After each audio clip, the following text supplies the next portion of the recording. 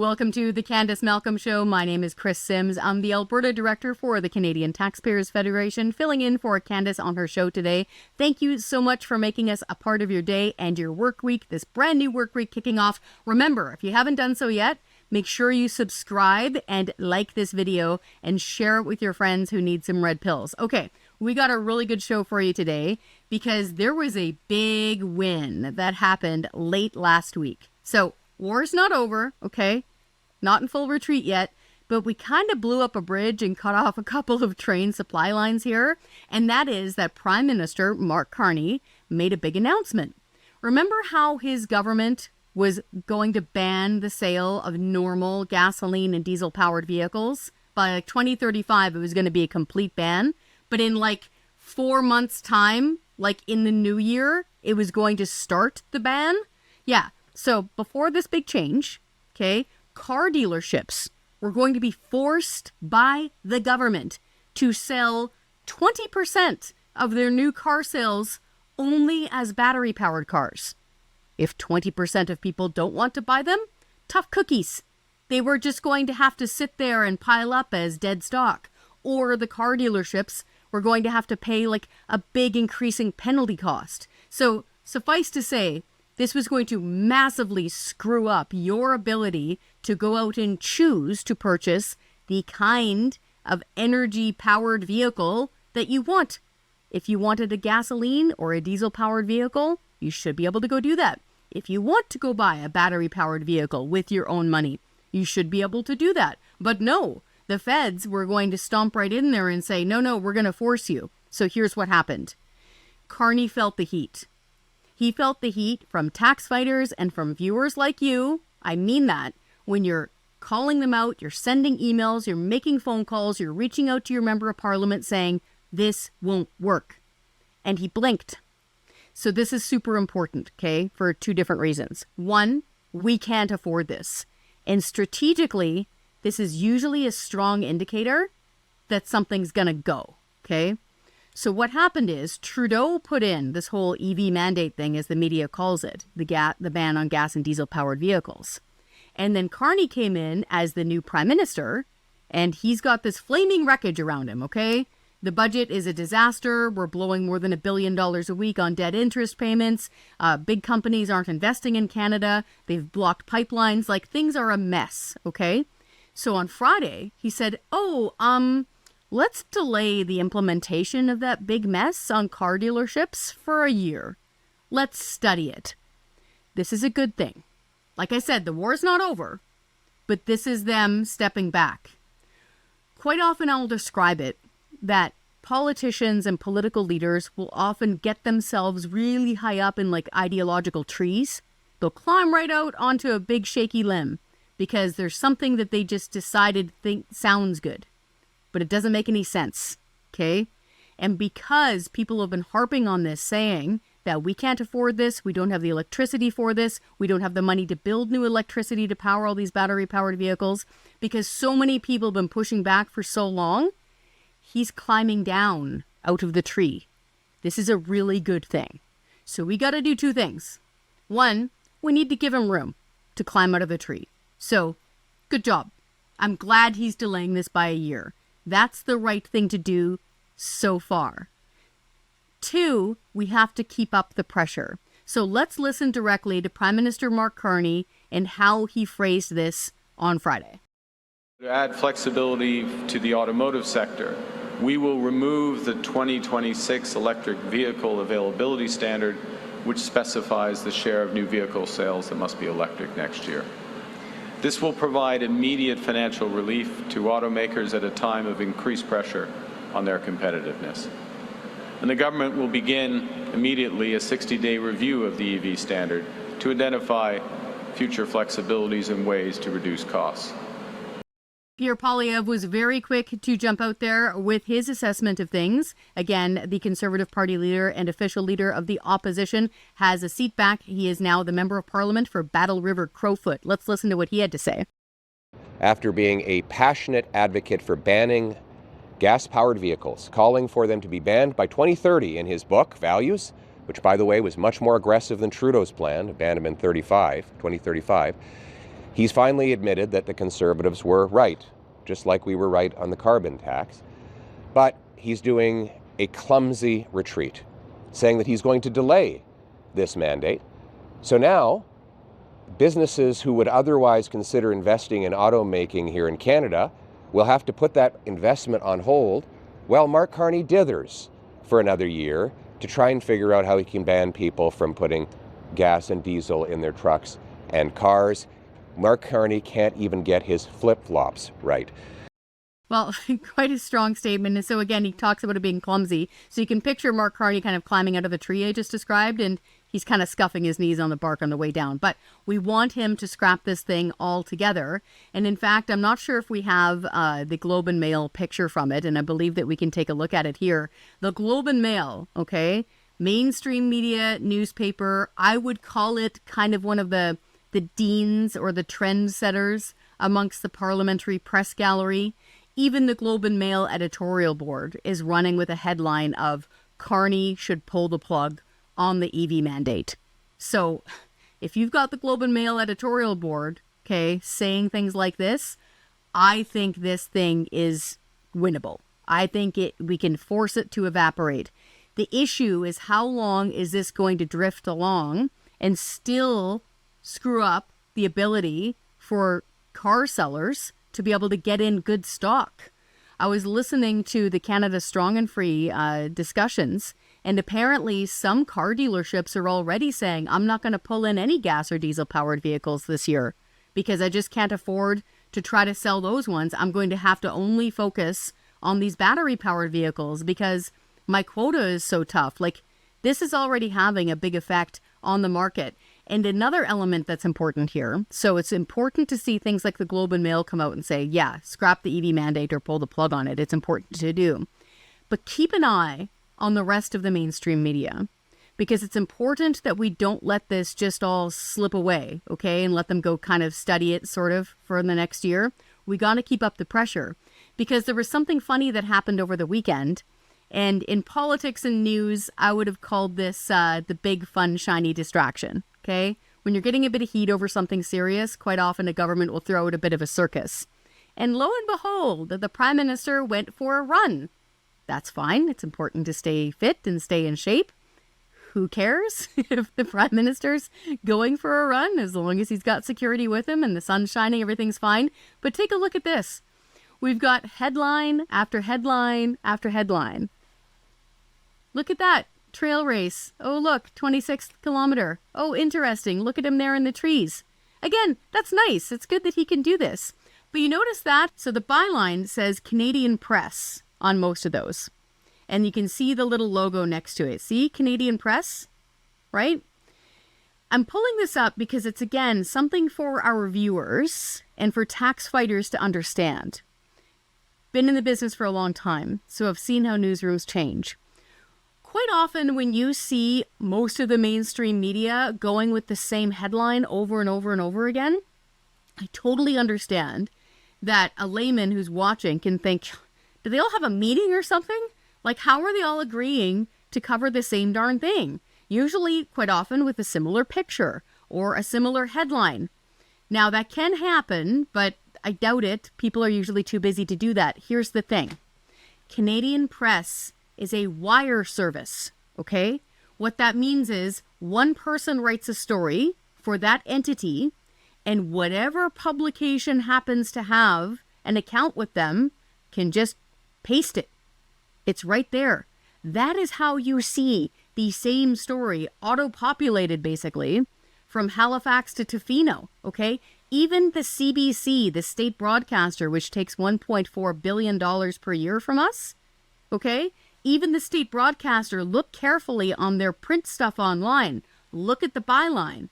Quite often it will say Canadian Press, which brings me to my main point here when it comes to media, government-funded media.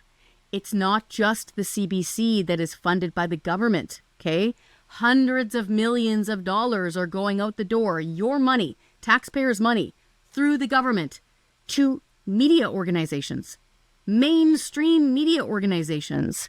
The great folks at the very independent media Blacklock's Reporter did the math on this, and it shakes out to almost $30,000 of funding per reporter for the media companies that take this money from the government, okay?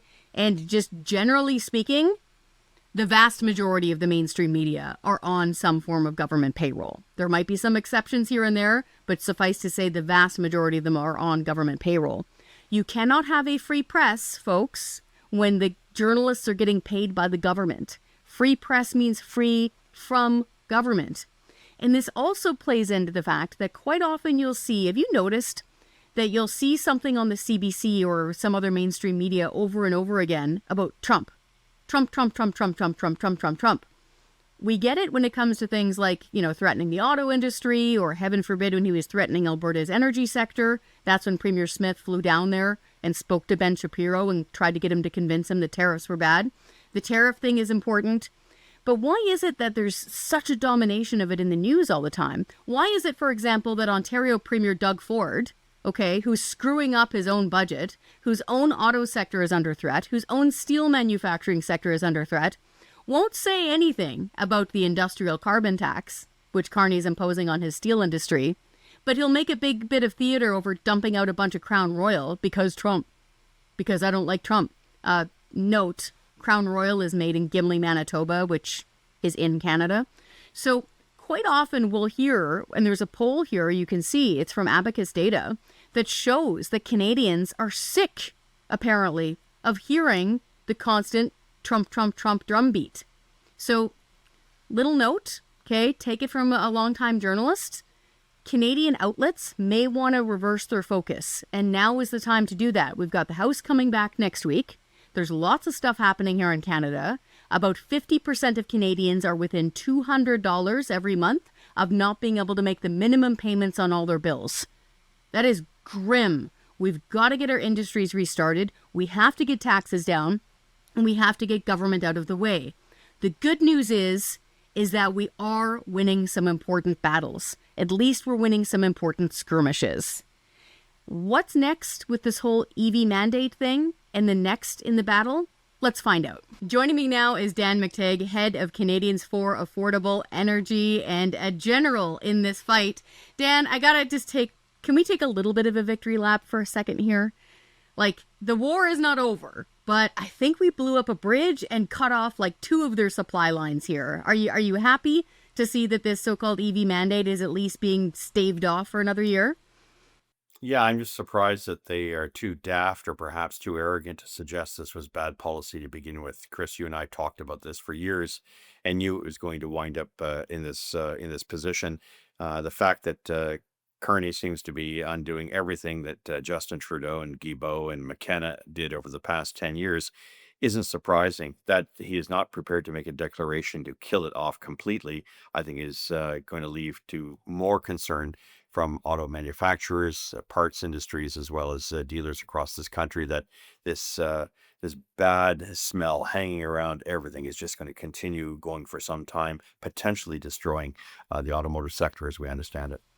So you mentioned a couple of names there, and I want to get to the palace intrigue in Shea Liberal in a second, because I just can't resist it. But let's stay with the nuts and bolts here. So as I can tell from reading the articles, so as of right now, if you just woke up, if you've been napping, before Carney made this announcement on Friday, starting in 2026, 20% of all new vehicle sales were gonna have to be battery-powered vehicles, meaning this is going to directly affect gas and diesel-powered vehicles and ultimately end with an entire government ban on the sale of new, normal, I would describe, cars and trucks in Canada. So this was already affecting the market, Dan. It was already messing things up at car dealership lot levels.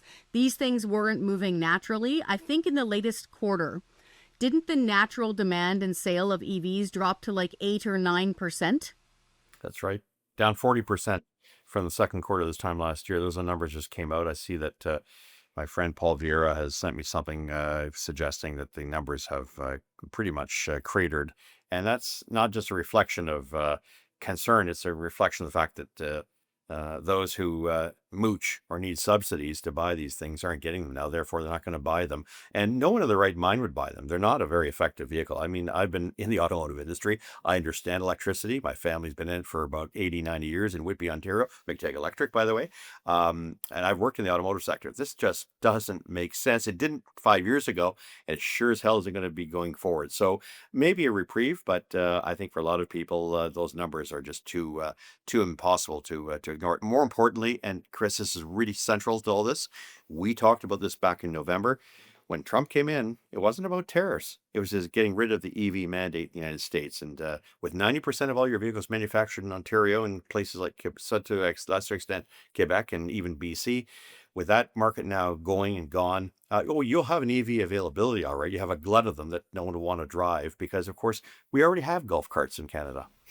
Yeah, exactly. And to the point where I think a lot of folks are like, oh, well, if somebody chooses to buy them, that's fine. Yeah, that is fine. But one, don't put taxpayers on the hook for it. So they've been mooching off corporate welfare now for years, and it was going to cost people an arm and a leg. And even without, if you just take the tax credits out of it, if you're buying, say, a regular sedan versus another regular sedan, and you do the cost comparison between battery-powered and gas-powered, there was still close to a $20,000 price difference there.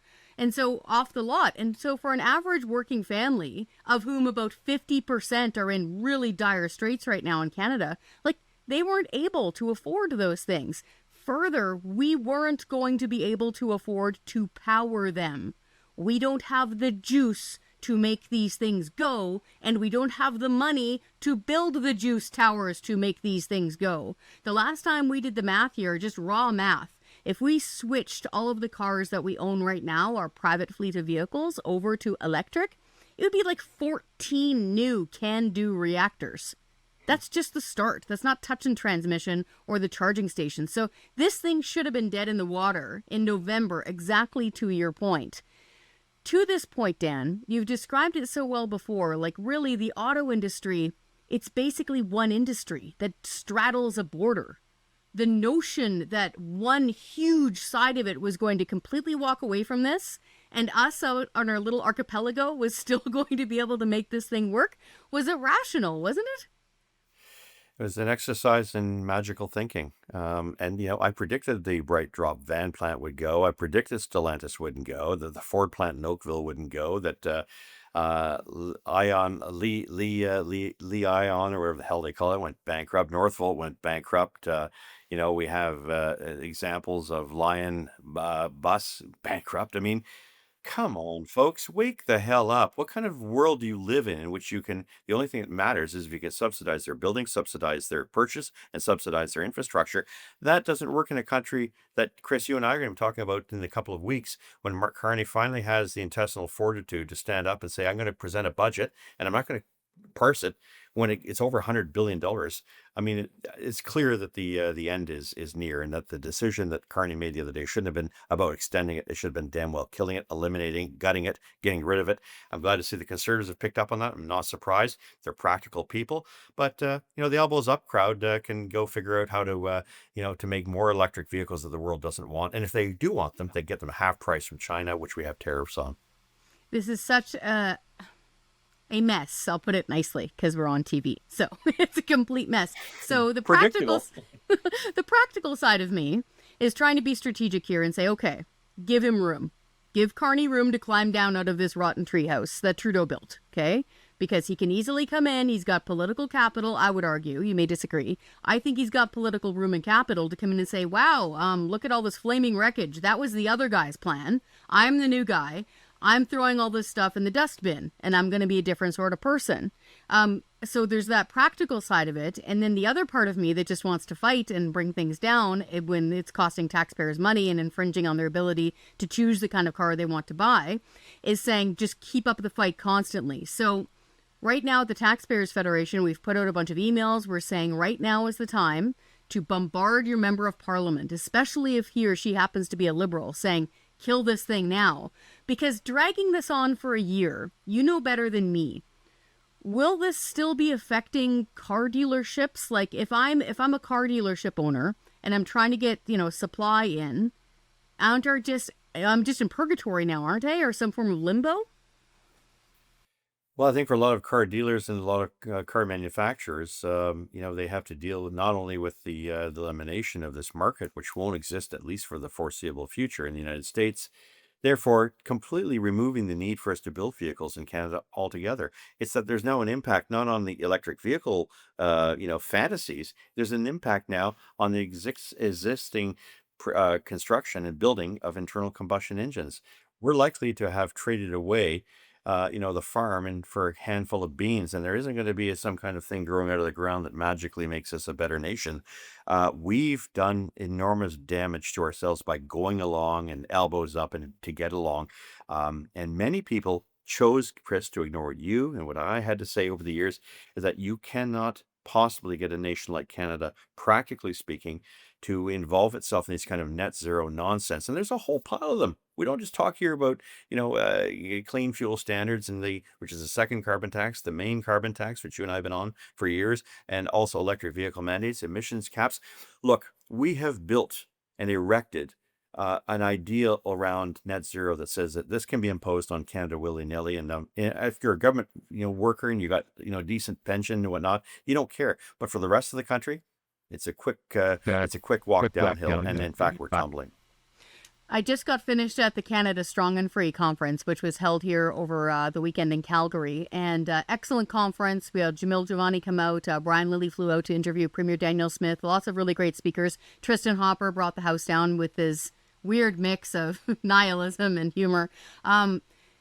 Premier Smith made a bunch of different points, as she often does. And she pointed out exactly what you were just mentioning there. Things like the cap on Alberta energy. They call it an emissions cap, but of course it's a production cap. And she mentioned the idea of banning the sale of normal gas and diesel powered vehicles and just how much damage this is doing. The West Coast tanker ban, Bill C-69, all of these things that have been strangling, especially Alberta's industries now for a decade. Now, I always try to have some white pills here or some optimism. Do you think can we reverse this damage? If everybody just kind of says, okay, the scales have fallen from our eyes, let's scrap this stupid mandate, let's scrap things like Bill C-69 and energy caps, can we resuscitate this thing? I think it is possible. It's just going to take a while, isn't it? Well, we need to put on the adult pants and take off the little boys' short pants because, it's not just the carbon taxes. It's not just the electric vehicle mandate. It's not just the emissions caps. OBPS.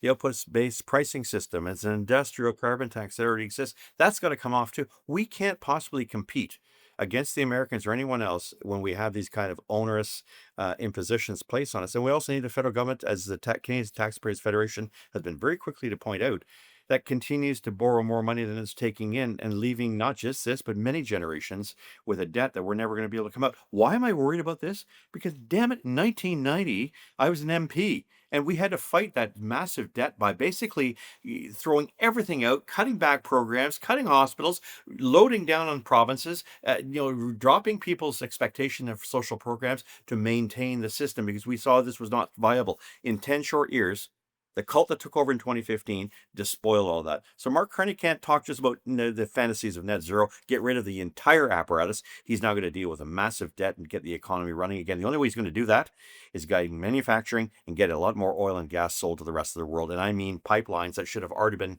determined, should have already been approved today. And if anybody wants to stand in its way, fine. Get a legal and a physical bulldozer to push these people out of the way because they've done enough to damage the economy over the past decade and generations to come. That's not fair. That's un-Canadian, and we need to stand up against those people. The Premier mentioned this very well, and the thing that was just sounded discouraging is that, again, it's the confidence. If you don't have a company looking at Canada with the confidence of oh yeah, I'm going to put my money there. I'm going to build that plant. I'm going to build that pipeline. Apparently, it's just floating really low right now. And to your point, unless Carney really turns a corner here, like a sharp heel turn, how are they going to instill confidence again, especially if you take a look at the United States where, Trump's going all guns a-blazing, right? He's trying to make it boom. He's not going to be putting an industrial carbon tax. Frankly, Obama abandoned his plan to have a carbon tax. He thought about it, but he didn't do it. So the states aren't going to do this anytime soon with this kind of crazy green lockdown situation to the economy. Do you think I'll put it this way. Carney wrote this book, okay, while he was UN Special Envoy on climate stuff. Do you think he's got it to be able to do a big heel pivot on this stuff? Well, he's got pretty much swallowed himself whole, but we've seen up to now he doesn't know how to make a decision. And his decisions are simply to temporarily, postpone or put off or delay. I mean, this is becoming the proverbial Mr. Dithers of politics, and he's far worse than anything I've seen. The big problem for Canada and its leadership and the woke types that took over and did their ESG, DEI nonsense for the past 10 years is that you really told the rest of the world, don't invest in Canada. And even if you did, there's no guarantee you're going to be able to cover it. So we built a pipeline, but it costs you and I $50 billion. The private sector would have done it for nothing, created the same amount of jobs and created the same opportunities. But no, we have a weak Canadian dollar because we got nothing. No one wants to buy anything in Canada. And, you don't have to go in beyond the economics. We flooded the country with migrants, 8 to 10 million over the past 10 years, to make of Canada a real basket case. And I think, for those, who work in the private sector, it's a struggle for those those that can survive. For those in the public sector, hey, believe me, the grim reaper of these bad politics is coming to knock on your door very, very soon, and you will lose your jobs because of your woke, ignorant, short-sighted views of the world. Canada does not function without its resources and manufacturing. The fact that we've done everything we could to crap on that industry and those industries is a reflection of the fact that we have seen a major decline in our standard of living. Job numbers are going through the roof. It's getting worse, not better. Mark Carney can do all he wants, all the jiggling and the dancing that he wants. At the end of the day, he's got to get rid of everything that he's represented since day one. To your point, last 2 points. I'm going to get to Palace Intrigue to finish things off. But first, are you glad to hear Pierre Poilievre, the Conservative leader, say we're going to keep on fighting the industrial carbon tax and we're going to keep on fighting the second carbon tax, which we call it the second carbon tax. It's otherwise known as the low carbon fuel standard. It's the reason why in British Columbia, it's still costing you, on average, it floats up and down based on the price, but on average around 17 or 18 cents extra per liter of gasoline and diesel. Trudeau, in all of his wisdom and genius, used British Columbia as a template. He looked at the price of gas in Vancouver and said, that's awesome. Let's make that across Canada. So he used it as a template across Canada. So the low carbon fuel standard, or the second carbon tax, is going to keep on increasing. Is it yearly, Dan? Across Canada? Okay. Yeah, and not only that, ethanol. You got now 15% ethanol in gasoline, mostly in premium. So your mileage is going to wind up being, severely impacted.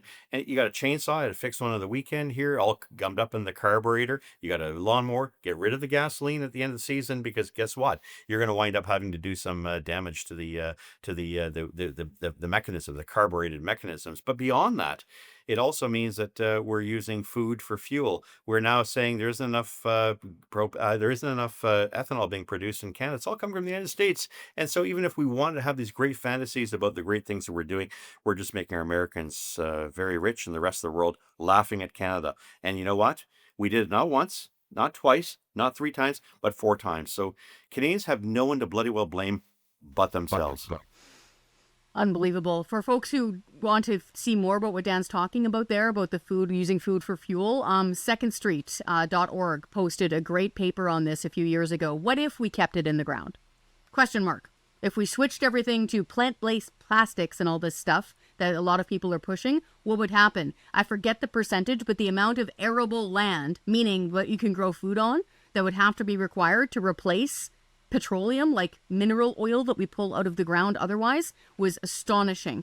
I wanted to quickly point out before I get to our Palace Intrigue, because it involves Palace Intrigue a little bit.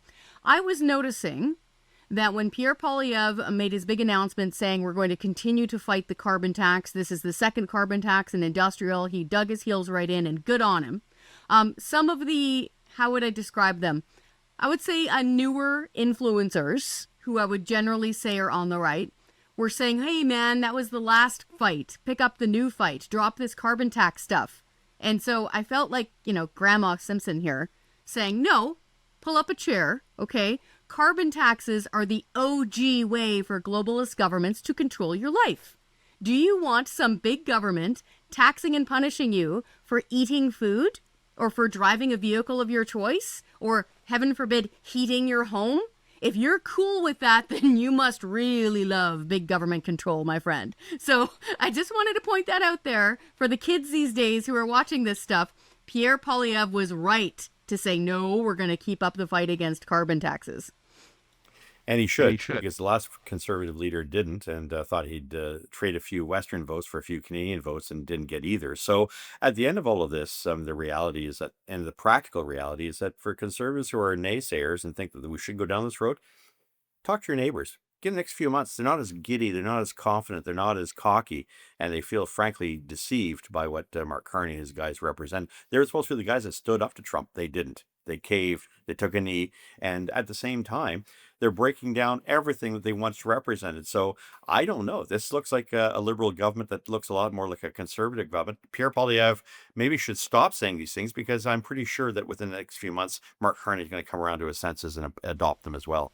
Or steal his lunch. Yeah. Lastly, I can't help myself. Okay, so for folks who don't know, Dan McTeague was a longtime member of Parliament, a Liberal member of Parliament. And so he knows those hallways and where the bodies are buried and stuff. So let's just imagine, say Mark Carney, Prime Minister Mark Carney, goes blue. He goes blue Tory. The central banker within him and his abacus takes control, and he starts really bringing down the cost of things. He starts, fighting to balance the budget, which would be miraculous, and we want him to do that. Do you see a split growing between the Stéphane Guilbeault types, like the hardcore, left, we want to seize, gas-powered vehicles? Remember, they were floating the idea of a tax on pickup trucks, and we caught them doing it. That sector of the caucus, I'm not talking the voters, the folks who are there, members of Parliament and cabinet ministers. Do you see, if Carney keeps going this kind of let's be practical direction, do you see a split forming there? Well, they'll go back to their old selves. If Mark Carney won't, then they will. The Guilbeaults can go back to promoting Marxism and separation as he had in the past, or maybe dangling from bridges, towers, or maybe former premiers' homes. I don't know. And frankly, I don't care, because the guy shouldn't have been given that position to begin with in the first place. But it's only because of a cult that now pervades the Liberal Party, in which the leader is everything and everyone else who has an opinion is nothing. Look how long it took to get rid of Trudeau. I mean, it was god awful. The public didn't even want him. 6% support. I mean, there is no doubt in my mind that we'll see people going back to their old selves, or maybe joining the old organizations that they thought could work well. But at the end of the day, sooner or later, charities are going to be audited. These charities that call themselves, foundations and whatnot, and do charitable work, it's all political activism. Someone's going to pull the pin on these people and finally get them the audits put back on them, so that they're investigated appropriately, because they're not doing charitable work. They're doing a lot of political advocacy, and as a result of that, making Canada a lot poorer. It's damaging Canadians. I know, of course, how this works, and to me, it's inevitable. Things are declining rapidly. No one is happy. No one trusts the Liberals. And if the Liberals among themselves want to fight, so be it. But there's nothing left of the NDP. There's really nothing left in terms of integrity on the left. They've despoiled the country, and they have to account for it. Ideologically speaking, do you think if Carney starts doing stuff like this, say I'm dreaming, say he gets rid of the EV mandate or the ban on gas and diesel-powered vehicles, say he gets rid of the industrial carbon tax. I know I'm dreaming, okay? Just walk along fantasy land with me for a second. Say Carney does those things. Does this then leave more room for the NDP to have more flowers to pick and get some of its base back? Because Trudeau went so hard left, right, with a lot of these really dumb fiscal policies. It was just astonishing that they didn't have a lot of room there, right? Because he was already doing that dumb stuff. Does this leave more of that stuff then ripe for the picking for whatever the NDP becomes? Well, the efforts of previous governments to balance the books, to get the finances right, to get the economy going, and it's conservative and liberal of over a decade, and shield us against, some global downturns, as well as, shield us well market-wise to make sure that we wouldn't be caught flat-footed again, as we were in the 1990s, means that there is opportunity for the NDP. to come back and to eat the Liberal lunch, because even liberals are realizing that when they're out of work, they can't turn around and be trendy and cool and have the elbows up when in fact their pockets are bare. My concern is not about the NDP, because frankly, there'll always be room for quacks and weirdos on the left. But my biggest concern has been how we've lost the center, which brought people in who wanted to work, who wanted to, pull up roll up their shirt sleeves and find pragmatic solutions, consensus building, completely lost in favor of ideologies that are extraordinarily negative to Canada, the WEF stuff that we've seen, net zero. Mark Carney's going to say, no, I'm nixing net zero. Once he does that, then I'll be glad to join again and to say this is a great thing and he deserves those kudos. But the damage is done, and it's time for a new Prime Minister. And if Canadians don't believe me, they certainly didn't 13, 15, 17 weeks ago. They're sure as hell going to believe it now. Dan McTeague, Canadians for Affordable Energy, thank you so much for your work on this fight. I think you should take a bit of a victory lap today, because there'll be more fight tomorrow. Thanks so much for joining us. Great to be here. Thanks for having me, Kris. Once again, that was Dan McTeague. He is heading up Canadians for Affordable Energy. He used to run a thing called Gas Buddy. Remember back when this really smart dude would be able to tell you what your gas price was going to be tomorrow? That's Dan McTeague. So definitely a person whose brain you want to pick. If you don't follow him yet online, make sure that you go to Canadians for Affordable Energy and do so. Speaking of Canadians that you need to follow and get involved with, we have got a great program that I wanted to highlight for you here, and it's a special essay contest for university students, okay? And it's from the Manning Center, of course, named after Preston Manning. For folks who are new to politics, the impact that Preston Manning, one of the founders of the Reform Party, the first leader of the Reform Party, has had on the political movement in Canada, you can't even quite describe it. Thousands and thousands of people followed his vision for having things like elected senates and balanced budgets and fiscal reform and responsibility and accountable government all the way to Ottawa. And he's influenced decades of people now. So at the Manning Center, they have a special essay contest. If you are an undergrad in university, you can write quite broadly an essay. And I think the top prize for this Manning Center essay contest is something like over $2,000. So that's nothing to sneeze at. And really neat, it gives you access to a cool interview with secondstreet.org on the News Forum, which is a cable TV news channel.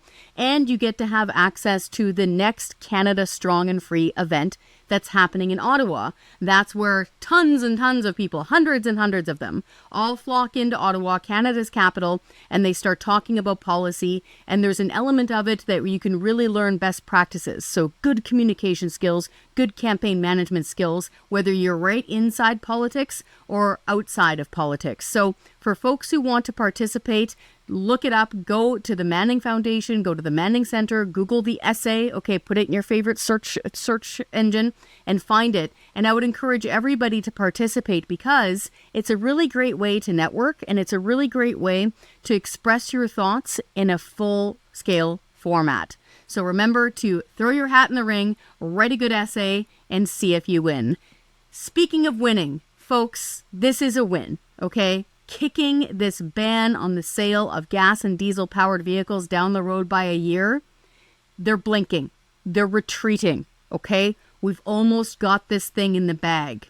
And it's because of forums like this. It's because of stations like Juno News. It's because you watch and share this show. So if you haven't yet, make sure you like and subscribe under this video where you're watching it, and head over to Juno News, which is independent of government. Make sure you subscribe to Juno News and share it with your friends.